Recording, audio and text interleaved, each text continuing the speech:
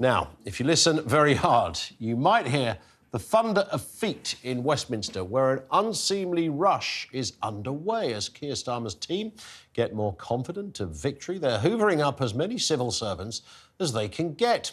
So how is it that Labour are able to access a near limitless supply of ready-made staff who are politically inclined in their direction? And what does this tell us about the political composition of the civil service? With us is Alex Thomas, a former civil servant who now works for the Institute for Government and joins me now. Alex, good to see you. Welcome. Thanks for having me. I mean, these departures to Labour kind of slightly undermine the stereotype that the civil service is a very neutral affair and almost corroborates and supports exactly what the Tories have been saying all along. Well, I suppose, I mean, the thing with the civil service is it's not neutral, it's impartial, which means that it can serve any government. And it's not that unusual for civil servants to have their own personal views. The important thing is they leave them at the door when they do the job. So I'm not that surprised that civil servants have their own views and now some of them are acting on. I would also say let's keep it in proportion. There are 500,000 civil servants and we're probably talking about a few dozen officials leaving the civil service and joining They haven't hired the whole civil service. No, exactly, and thank goodness. That would be a story. That really would. But where we are in the political cycle, the expectation, who knows what will actually happen, but the expectation, this is the first time for a while that Labour have got a shot at government. And also I think it shows that Labour are taking their preparations for government seriously. But there is a sense, of course, that this will play into the Conservative hands because this is kind of the mantra that is out there, the narrative that the blob, as it's often called, is full of lily-livered liberals, woke, left-supporting, dodgy socialists, and they've impeded government along the way because they don't agree with them.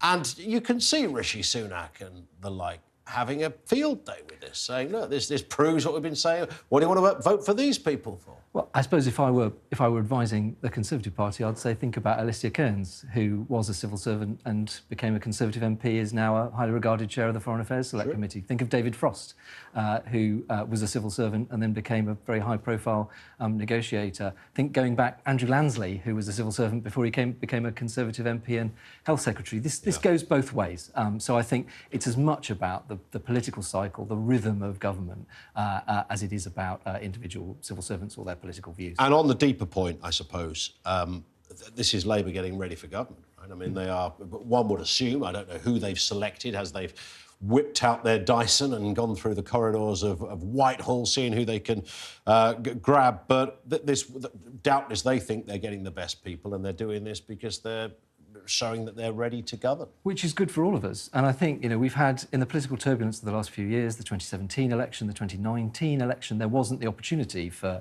the opposition to prepare for government. So I think it's a good thing that they're taking this seriously.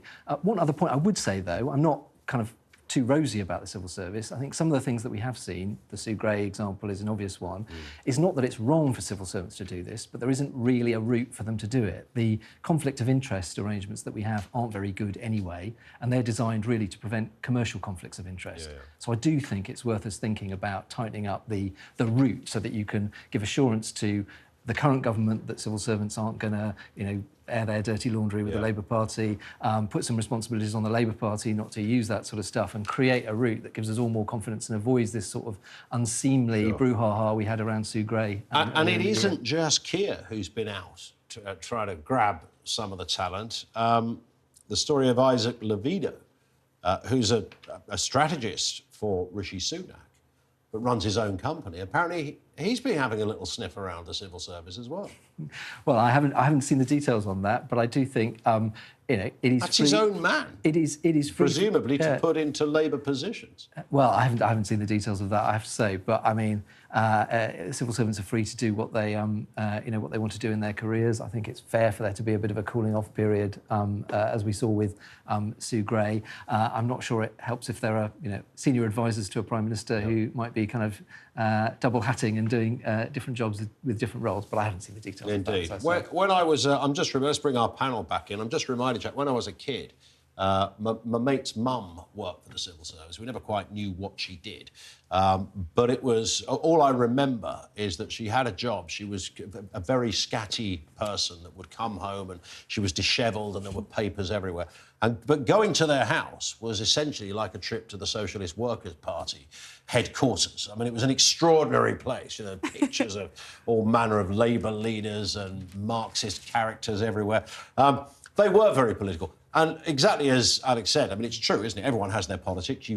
Arguably, she probably left it at the door and did a very good, impartial job somewhere along the line. But we have, over the last couple of years, we've never really seen it talked about like this. I mean, there's a big old fat narrative out there that the civil service is stuffed full of screaming lefties, rightly or wrongly. It's a narrative being pushed by some quarters. I mean, I think it's a bit of a stretch. It's silly to think that the people who work in the civil service won't have political views. They've got into politics for the whole of their careers. Of course, they're interested in politics. They're not like these drone people who don't care. And of course, you're going to end up having strong opinions one way or another. And the trick is to be professional about it. And I think for the vast majority of what we've seen, that has generally proved to be the case. I do think there was a particular issue with Brexit, which I think it is definitely true that the majority of civil servants did not think that was a good idea and found it quite difficult, I suspect. It was too much hard work for them, wasn't it? Well, no, I mean, it was a lot of hard work and still is. Might have to do an extra hour on the sofa. I think that's probably a bit harsh. I think it was just such a shift in the direction of the country and everything that they'd been used to thinking that you know, having to recalibrate.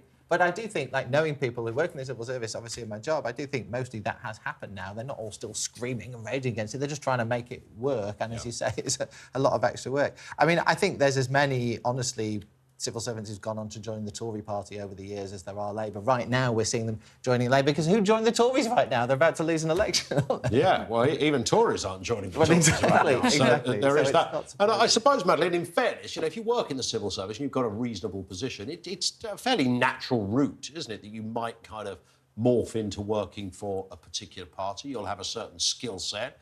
Naturally, you'd be interested in politics. So we shouldn't be that surprised that some people hop over the fence.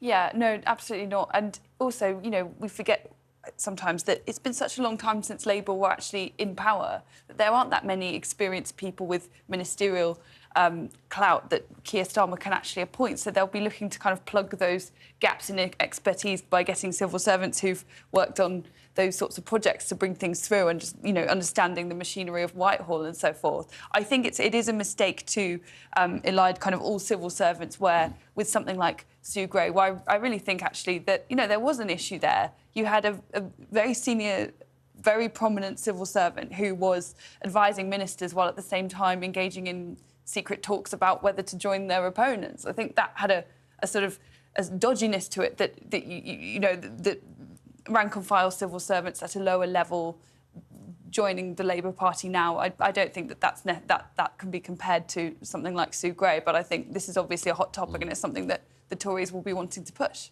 And Alex, in terms of, are there more radical departments in the civil service than others? I mean, is it known that, I don't know, the Health Department or the Home Office is more vocal on issues, more disgruntled, more angry? I don't think it's about radicalism. And I hear the stuff about the woke blob and all of that. And of course I understand, you know, there are frustrations behind that. The thing that, you know, it is vanishingly rare. It does happen, but it's vanishingly rare for a minister to actually be able to say, look, the civil service blocked this or didn't do this. More often than not, it's saying the legal advice is this and this is a problem, you know. So it's always more complicated than that.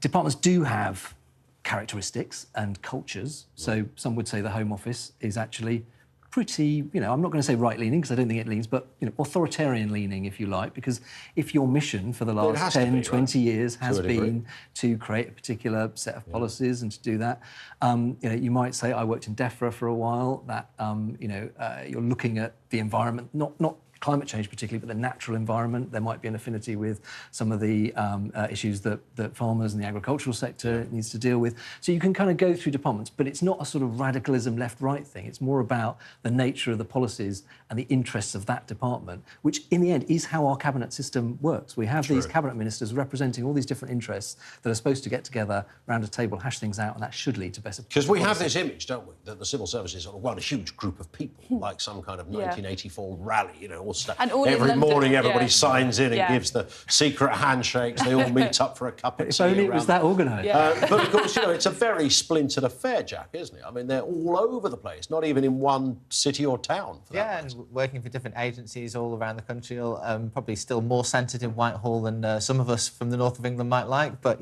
that's a work in progress, maybe over the course of the next 200 years. The Tories changed that. You got half the Treasury up in the northeast. The Tories have tinkered around the edges. If you believe that, you'll believe anything. I mean, all the action still happens down in London. But you're right, and you can't talk about the civil service as one big blob. It's kind of meaningless, really. But as Alex says, the idea is the cabinet minister's there to punch for their particular bit of it at the cabinet table, and the prime minister's meant to decide. Sometimes that works better than others, I would say. And Madeline, you're never going to stop.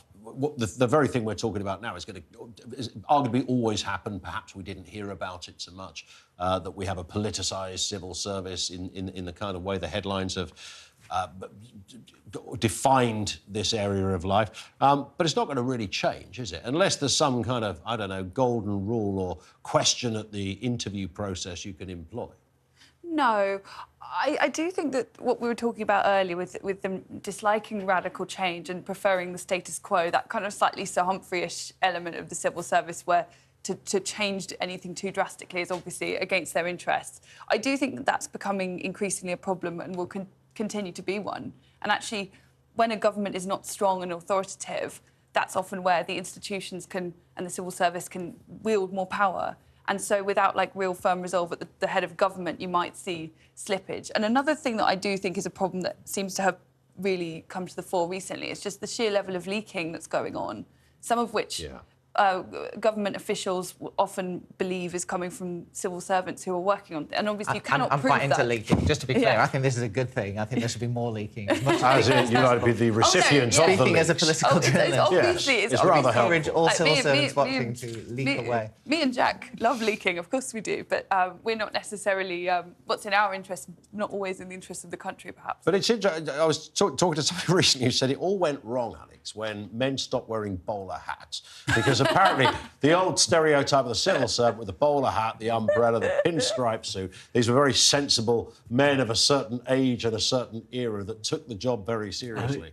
The minute you start loosening those kind of standards is where the whole thing went pear-shaped. If you want a civil service that looks a bit more like the country that it helps ministers govern, then I think that's probably not the way to go. Maybe not. One thing I would say is the frustration with all this kind of, the obstructionism or the politicisation debate. I don't think the civil service is politicised, but I certainly don't think it's perfect. Yep. I think it needs more expertise. I think people need to stay in their jobs for longer. I do worry about leaking because I think it doesn't happen that often, but there's nothing guaranteed to destroy trust between ministers and civil servants more than leaks. I do think we need to keep an eye on that. Indeed. Alex, good to see you. Thank you for coming in. I still think we're onto something with the bowler hat, by the way. But,